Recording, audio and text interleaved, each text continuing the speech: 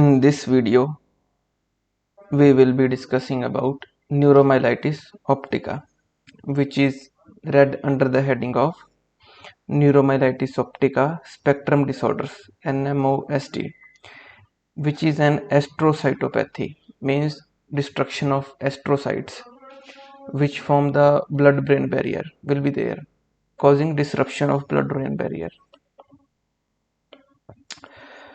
Why it occurs? Because of presence of highly specific antibody against aquaporin 4. Aquaporin 4 is present on the foot processes of astrocytes.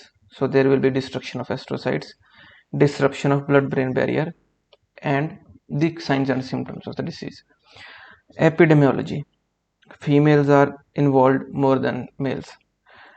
Age is 40 to 50 years. Asians and Africans are most commonly involved. There are a few core clinical features which form a part of diagnostic criteria of the disease. We can remember them by the mnemonic ABCD-NOM. A means area postrema syndrome, means there will be nausea, vomiting, hiccups. Brainstem syndrome, signs and symptoms pertaining to brainstem.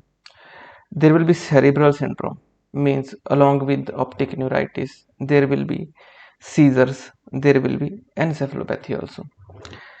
D for diencephalic syndrome, means emaciation despite adequate calorie intake.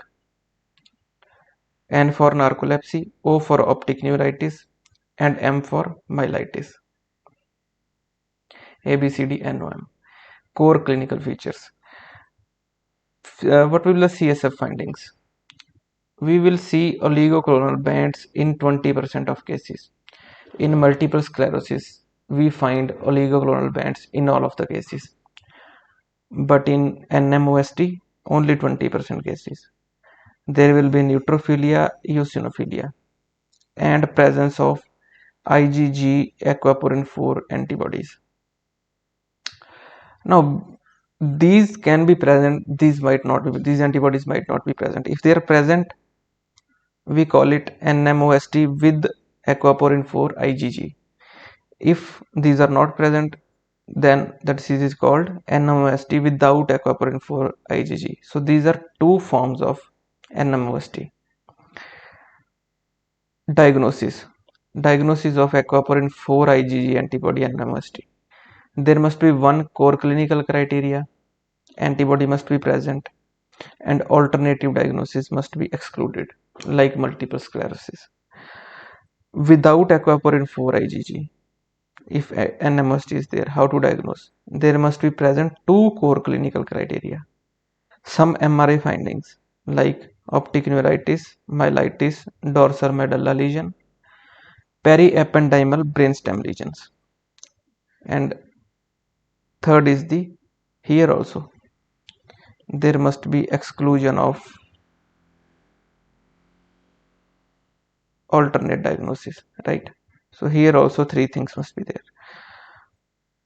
Treatment of acute attack: IV methylprednisolone plus plasma exchange. Initially we give IV methylprednisolone. If the attack responds, it's fine. If it doesn't respond, we have to do plasma exchange. Prophylaxis means to prevent the attack. We can give mycophenolate mofetil, rituximab, azathioprine, or eculizumab. What is eculizumab? See, eculizumab is anti-C5. It does not allow the cleavage of complement factor 5 into C5a and C5b, which are the active forms. So it kinda stops complement from activation. Azathioprine is an anti-metabolite, right? Rituximab is again a monoclonal antibody against anti-CD20. It is B cell depleter. It will deplete all the B cells. MMF is also immunosuppressive. So these all medications can be given for the treatment, for the prophylaxis of neuromyelitis optica. So that is all about neuromyelitis optica. Thank you for patient listening.